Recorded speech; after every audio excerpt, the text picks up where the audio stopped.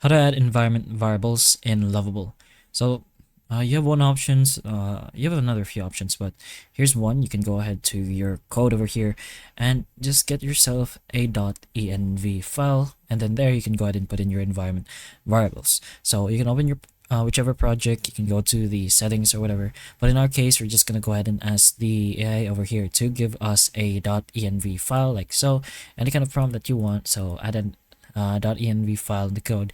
You're gonna have to tell them what this file will be used for. If it's not in the options, you can go ahead and give it as an other option, and then just go ahead and approve this, and then eventually you can go over here to the code and you'll be able to see your .env file.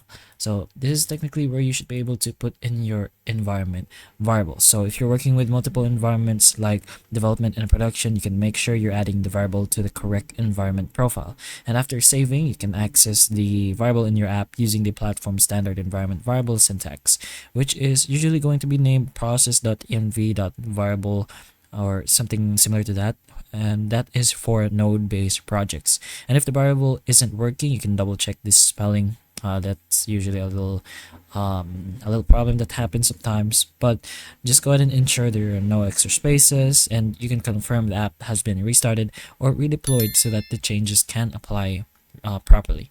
But that's one thing you can put in mind if you want to go ahead and do this. So hopefully the information of this video can help you, and if it can, please like and subscribe for more videos like this, and that's all.